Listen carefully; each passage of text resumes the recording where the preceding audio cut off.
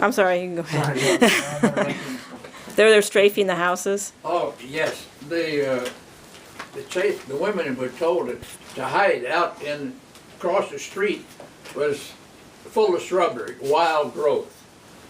A lot of, when I saw Marge that afternoon, I got back up to the house.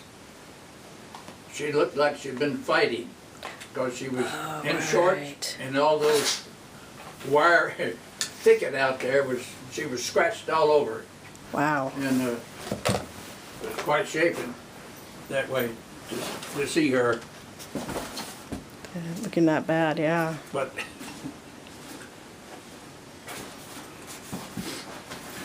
no, So what is it it? wasn't good. So she hauled him out to the bushes too? Oh yes, yes. Was he pretty scratched up, or? Well, after that they had to go up to. They had a cave up in the hillside that they wanted the women, all the children, to go up and hide when the Japanese came back. Which they didn't come back, but we was hearing sirens and frightened and not knowing when they were going to come. But although the fighting had been over by that time down there, and we were trying to recover from it. Yeah. Had to immediately black out all windows, no light shone. They'd go around and look at night and tell you to turn the lights off if they could see light anywhere. So it wasn't a pleasant time. No. So every time a siren sounded, they expected the women and children to run up to that cave? Yeah, they went up Wow. there several times. Although I wasn't there myself. But you were on the Family base, went yeah. up there. Yeah. And that was supposed to be where the chaplain would talk to them, tell them what to do and what the Japanese was liable to do to them. All frightened if you're 19 years old, you know. Sheesh. Well, nobody knew what was going to happen. We thought Right. that the Japanese would be back with troops to take the islands, and we were fortunate they didn't. They apparently didn't plan on it. They did enough damage as it was. They destroyed the entire fleet. Yeah, at this time, of course, Dad hadn't seen the other side of the island yet, Pearl Harbor. This is just That the Marine first, base where he was flying out of. yeah. That morning, I felt like I was shot at, since some of the bullets entered the house while I was shaving. Well, You were pretty darn lucky. I go step outside, see what was going on after that, and that's when I saw the Japanese airplane that had been strapping, apparently turned into flight this way, and you saw the big red emblem on the wings, Oh boy. and you knew that the world practically had ended. You know. Yeah. So Wow. I went down to the hangars where I was supposed to report. We had no ammunition. It was locked up, and they couldn't find the keys to it.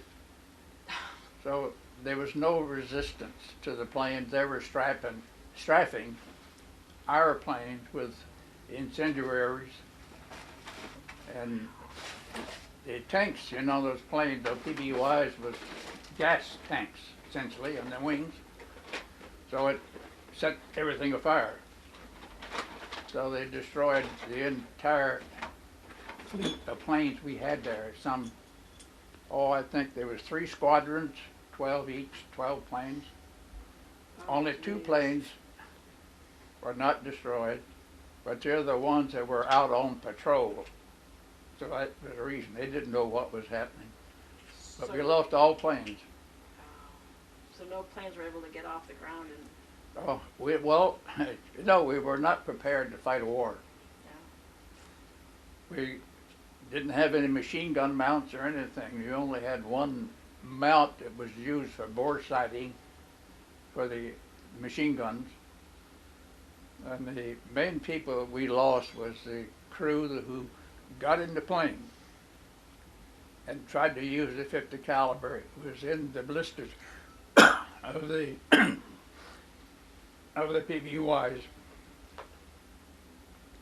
and most of them lost their life because they had no real chance of shooting down one, since it was such a short flight, you know, right down the line. You could only see them a few moments as they went right overhead. We did get one plane, one machine gun mount, and we had one line of bullets, I don't know what you call them, to feed the machine with, but no more. So when we were firing those things, we were out scratching up the links to make more.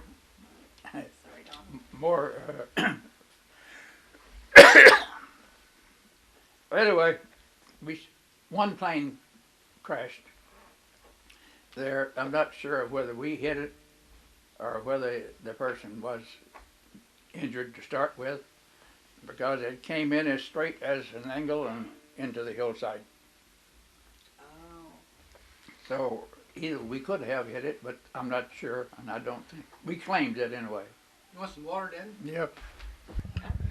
My name is Roger Busbee, and let's see how we're going to go about this. I'm actually, you might say, a Pearl Harbor survivor. I was in Pearl when the war started, but the true hero, the real Pearl Harbor survivor, being a military, is my dad here. I was only 11 months old when the war started. Dad was stationed on Conway Base, flying a military aircraft. And hopefully we'll do this documentation. Dad can kind of go back a little bit in his memory if he wants to, and just kind of bring back some stories for us to have through the years of what really happened. It's different from what you see on TV. Dad never did talk about the war until we sit down and watch Tora one time, and that brought out so much. Ever since then, he's been fine with it. So anyway, Dad, we were talking earlier. In fact, you were telling a lot of stories. And maybe we can just go back and repeat again, because that was done on a different camera, not this setup. But if you can kind of go back and remember, and I'll just kind of get out of the camera's way here and let you go back and tell how you first heard the aircraft and what happened, and just like you told Denise earlier, and just kind of go from there. Well, the season started kind of quietly. We were having breakfast in our housing. We lived on the base, and I could hear some planes flying and sounded like machine guns firing. Well, we typically had training exercises with the Army and Marine, which would symbolize this. So I stepped to the back door and looked down the hill over toward the hangars. The hangars were not visible from our housing. And so what I happened to see was planes was diving down apparently at the hangars and firing. You could see puffs of smoke. And I turned around and told Marge that apparently the Army was really trying to get exacting this way. I'd never seen them do that before. Now I go up then after that and start shaving my face. And all of a sudden I hear plunks, plunks, plunks, and there's a row of bullets practically alongside my face.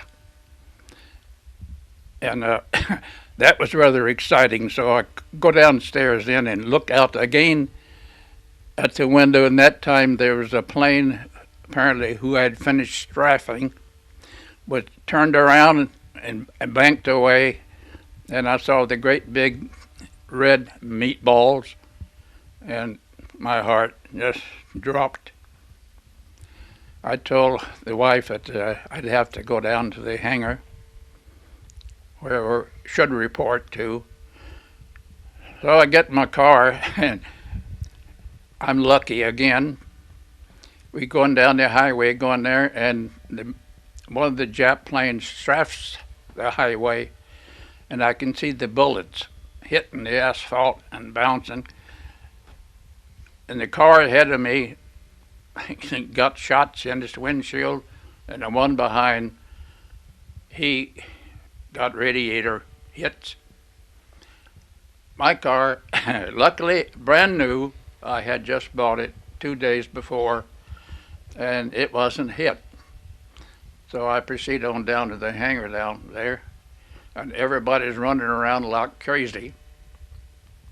The Jap planes are going down, right down the line. Our PBYs we fly are lined up, wingtip to wingtip. So they're going right down the line with the incendiaries, and the planes are all on fire. And we have nothing. We're not prepared for this. We have nothing to fight except 45s or rifles. And we're doing okay now. We get connection. That's great. Anyway, we had a bomb hit. I'd parked my car alongside the hangar like I had normally done. And when that bomb hit, we thought we would have a little excitement, but no, it was a dud. And I was very fortunate again. I moved my car that time away from the hangar, across the street in the parking lot. Well, we didn't have any ammunition, so we mounted to get one rifle or machine gun set up on a boring. It's a farm where they set their machine guns up when they bore sight them, and it has no way of staying there. So we had to find sandbags to put around the base of this thing to hold it so you could fire it. And we got we got it lined up and done firing. And we had such a small amount of ammunition there that when we fired, we were scratching around on the concrete, gathering up links to make more links to fire the thing with. Well, that was a pretty exciting night. We had stand guard in a dugout pit that they had done that way. I remember standing guard. All we had was a 45s and some rifles, nothing else. And you could look up at the sky at night and you see lights, and you think maybe that the Japanese are coming down and parachuting, because no one knew what they were going to do, of course. Well, it wasn't. It was just simply frightening. Well, you can proceed from that. 2 days later, the 2 planes we had returned from patrol. We went across the bay there at Kaneohe and stayed over there to camouflage the planes, so if the Japanese come back, they wouldn't recognize them as seaplanes.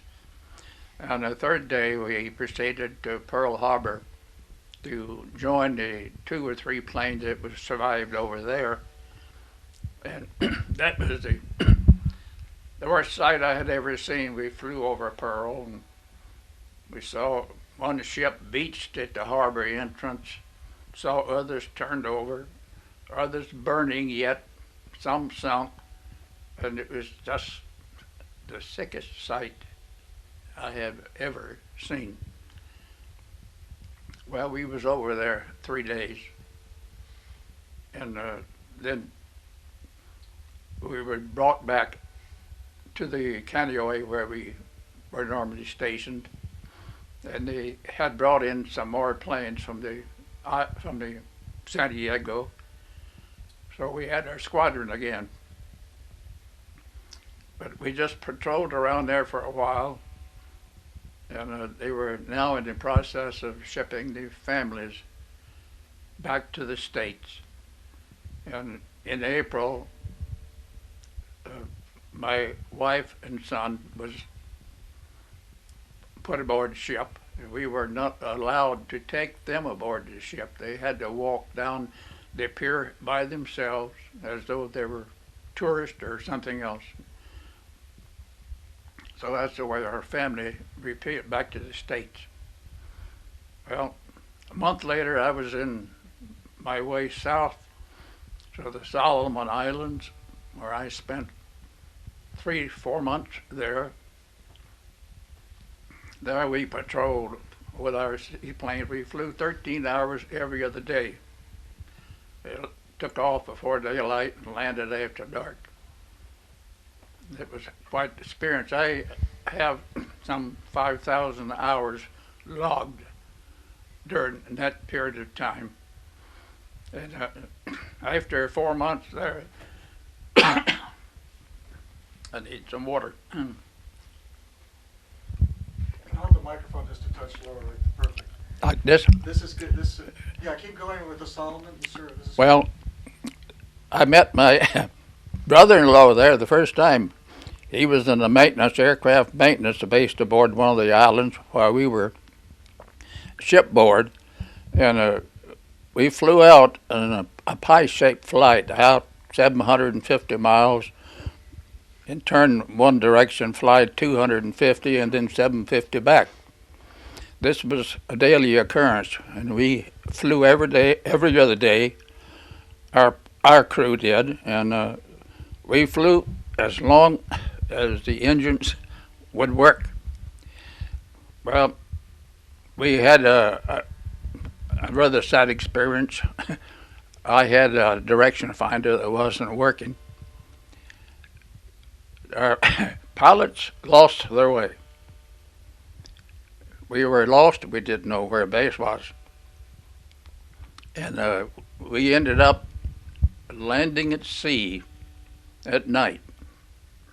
It was more or less a crash landing, you might say, because we landed right in a swell that knocked the bow just folded in, and we were able to put out a dragon flag, or anchor, sea anchor is the correct version, I think, that would turn it around so that the tail then would take the brunt of the waves so that the bow would survive, and it did. So overnight, everyone, you might say, but myself, got seasick. Because, believe it, a plane can be rough out in the open ocean as far as the movement goes. I was fortunate in, as I was raised aboard the water, you might say, or aboard ships. My dad was worked on the water most all the time, and we ran the rivers at home. So I wasn't sick, but I did have a little problem. Our engine in there, they had the little putt-putt, we called it, that you could use for the radio when the plane wasn't flying, was leaking fumes. But I had to go down inside the plane and contact the base and signal for a period of 5 minutes every hour. And I ended up down there. Generally, I was laying with my head down because I couldn't hold it up to my fumes.